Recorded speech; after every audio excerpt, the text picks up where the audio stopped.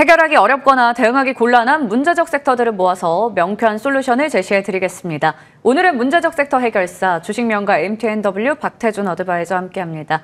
안녕하세요. 안녕하세요. 네, 오늘도 시장이 만만치 않습니다. 낙폭을 계속 키워가다가 지금 2시 8분쯤 지나가고 있는데요. 아주 살짝이지만 저점 대비해서 낙폭을 약간은 만회하는 구간입니다. 여기서 쭉 이제 올라갈 수 있을지 일단은 꾸준히 좀 지켜봐야겠죠. 자, 시장이 어려운 가운데 우리는 섹터에서 어떤 해결책을 찾을 수 있을까요? 첫 번째 문제적 섹터, 제약바이오 이야기 해보겠습니다. 미국의 노동시장에 적신호가 켜지며 금리 인하 기대가 다시 높아졌죠. 학회 일정도 줄지어 있는 만큼 이번 주 들어 제약바이오주로 관심이 모입니다. 호실적, 기술 수출, 임상 등 성과 있는 쪽의 시세가 강했는데 제약바이오주, 코스닥의 키 맞추기를 주도할까요?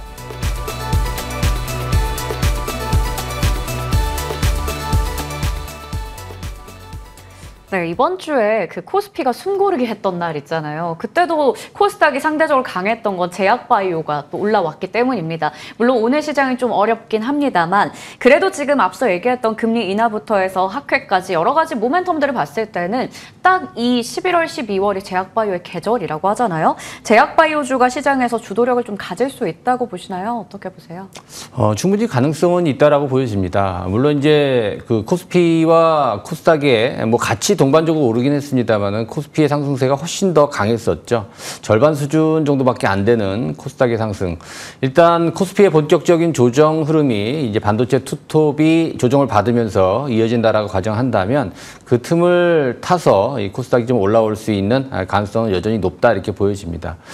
전반기 때 일단 임상에 대한 데이터를 발표를 하고 또 하반기 때 기술수출이 보통 이어지고 있는 그런 상황인데 최근에도 학회가 계속 이어지고 있는 그런 상황입니다. 지난 10월 달에 유럽 종양학회죠. 에스모가 있었고요. 뭐 지금도 ADC, 월드 ADC가 열리고 있는 상황이고 또 SITC 같은 면역 항암 학회가 열리고 있는 상황입니다. 12월도 혈액학회가 있고요. 내년 초반에 JP모건 헬스케어 다양한 학회에 대한 기대감이 있는데 상반기엔 기대감만큼 지금 제약바이오가 올라오지 못했다라고 한다면 하반기에는 기술 수출에 대한 기대감이 충분히 있기 때문에 반도체 투톱이 조정받는 틈을 타서 충분히 제약바이오에 대한 어떤 상승 흐름을 예상해 볼 수 있다 이렇게 정리해 볼 수 있을 것 같습니다. 네, 충분히 제약바이오 쪽의 상승 흐름도 예상해 볼 수 있다라고 얘기해 주시면서 여러 가지 모멘텀들을 짚어주셨는데 그러면 조금 전에 나갔던 그 리스트에도 있는 것처럼 뭐 기술 수출도 있고요, 비만 치료제도 있고 CDMO도 있습니다. 어느 쪽을 보는 게 좋을까요?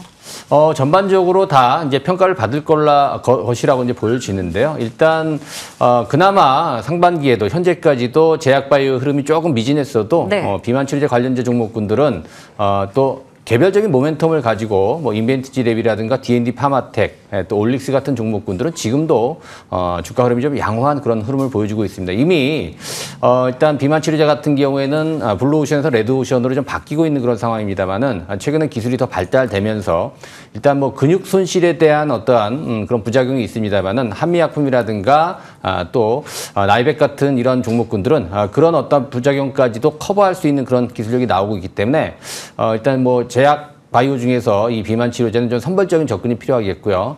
또 CDMO 같은 경우에는 삼성바이오로직스가 지금 현재 또 거래가 정지된 그런 상태인데요. 삼성바이오로직스가 거래가 다시 재개되는 시점에서 한번 좀 봐야 될 것 같고 그렇다고 본다면 지금 학회가 진행이 되고 있는 이 플랫폼, 기술 수출에 대한 플랫폼 관련 종목군들이 가장 앞선 흐름이 나오지 않을까 생각이 되기 때문에 먼저 선도할 수 있는 일단 섹터로 본다면 일단 기술 수출이 예상이 되고 있는 이제 플랫폼 업체다 이렇게 말씀드릴 수 있을 것 같습니다. 선도하는 쪽이 된다면 기술 수출 플랫폼과 관련된 쪽들 눈여겨봐야 된다 얘기를 주셨고요. 시장 대비해서 또 선전하고 있는 비만 치료제도 빼놓을 수 없을 것 같습니다. 자, 그리고 지금 실적이 나온 기업이 있어서 하나 체크해 볼게요. 금호석유화학입니다. 3분기 매출액은 전년 동기 대비해서 10%가량 줄어들었어요. 그리고 영업이익까지 좀 체크를 해보겠습니다. 우선은 컨센서스 추정치에 좀 부합하는 수준이다. 영업이익이 전년 동기 대비해서 30% 가까이 늘어났죠. 바닥 대비해서 살짝 살짝 튀어오른 정도긴 합니다. 꾸준히 시세는 체크해 보도록 하겠습니다.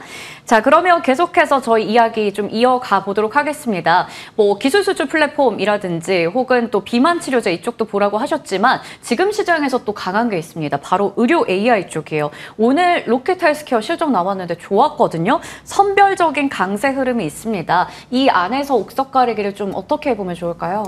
우선은 이제 의료 AI 관련 종목군들도 과거에 이제 수년 전에 일단 성장성을 바탕으로 큰 폭의 수익이 난 그런 종목군들이 있죠. 뭐 루닛이라든가 뷰노, 또 JLK, 뭐 딥노이드 같은 이런 종목군들이 이미 수년 전에 뭐 많게는 10배 이상 성장성에 대한 기대감으로 좀 올랐습니다. 근데 숫자가 찍히지 않았었죠. 여전히 실적에 대한 어떠한 기대감은 있습니다만은 그 실망감으로 주가가 지금 제자리 내려와서 아직도 바닥에서 못 올라가고 있는 그런 종목군들이 있는데 최근 신규 상장된 AI, 의료 AI 종목군들은 이미 수년 전보다 기술도 일진보했었고요. 또 이미 해외로 글로벌 시장으로 진출해 놓고 나서 뒤늦게 상장이 된 종목군들도 많이 있습니다. 뭐 예를 들면 앞서 말씀드린 대로 로켓 헬스케어라든가 또 최근에 강세를 보이고 있는 온코크로스 그리고 뭐 시어스 테크놀로지, 뭐 3빌리언 이런 종목군들은 실적도 되고 또 이미 글로벌 시장에 진출을 했고 거기에 따라서 지금 현재 의료 AI 중에서 좀 강한 흐름을 좀 보여주고 있는 그런 상황인데요. 아무튼 정부의 지원이라든가 또 실적이 된다라는 그런 측면에서 본다면 과거의 어떤 의료 AI 종목보다 신규로 상장된 그런 종목군들 중심으로 좀 관심 있게 지켜보는 것이 필요하지 않을까 이렇게 정리해 보도록 하겠습니다. 과거의 영광을 누렸던 쪽보다는 신규 상장된 종목들 최근에 흐름 좋으니까 이쪽을 보자 옥석 가리기 전략 챙겨주셨습니다. 그리고 실적 발표하고 나서 지금 딱 반응 잘 오는 기업 있어서야 하나 볼게요. 한국 타이어 앤 테크놀로지입니다. 미국의 관세 부담에도 불구하고 앞서 금호 타이어나 넥센 타이어 실적 좋았거든요. 이쪽도 마찬가지로 와, 이 정도면 어닝 서프라이즈라고 볼 수 있을 것 같은데 분봉으로 봤을 때 확실히 지금 주가에 반영이 잘 되고 있는 상황입니다. 영업이익까지 봤을 때도 컨센서스 추정치를 상회하는 수준으로 실적 나왔습니다. 실적 나온 두 기업에 대해서 이야기 좀 전해드렸고요. 제약 바이오에 대한 이야기도 맞춰보도록 하겠습니다. 자, 그러면 두 번째 문제적 섹터는 아무래도 반도체 이야기 좀 이어가 보도록 하겠습니다. AI 거품 우려 재발에 지난밤 미증시는 하락했습니다. 반도체는 수출도 좋고 IT 투톱에 대한 시장의 장밋빛은 여전한데요. 이 SK하이닉스는 100만 원, 삼성전자는 17만 원까지 갈 수 있다니까요. 조정받는 지금이 기회일까요? 아니면 좀 더 지켜볼까요?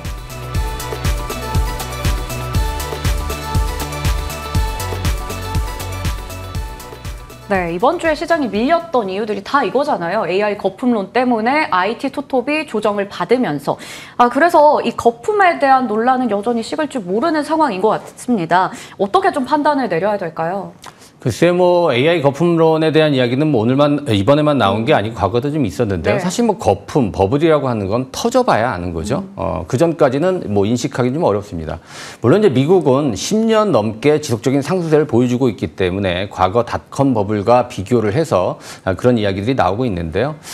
일단 주가가 조정을 받는 그런 모멘텀 정도로는 우리가 충분히 인정을 해볼 수 있지만 지금 현재 반도체 투톱을 중심으로 해서 우리나라 시장의 어떠한 이제는 하락으로 간다라는 그런 관점으로 접근하기에는 좀 이른 감이 아닌가 생각이 됩니다.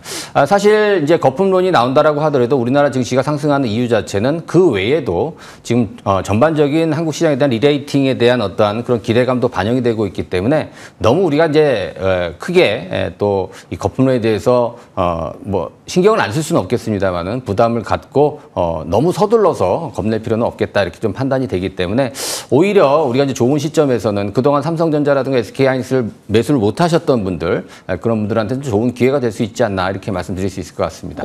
좋은 기회가 될 수 있을 것이다. 신규 접근의 관점에서 봤을 때도요. 지금 SK하이닉스는 100만 원, 삼성전자는 17만 원의 목표 주가가 또 등장하고 있습니다. 그렇다면 이렇게 뭐 1에서 2%가량 밀리는 지금의 구간에서는 우리가 사야 하는 시점이라고 보시는 걸까요? 일단은 계속해서 이제 주가가 좋고 또 조정을 받지 않는 그런 가운데에서 목표가는 계속 이제 상향 조정될 수밖에 없습니다.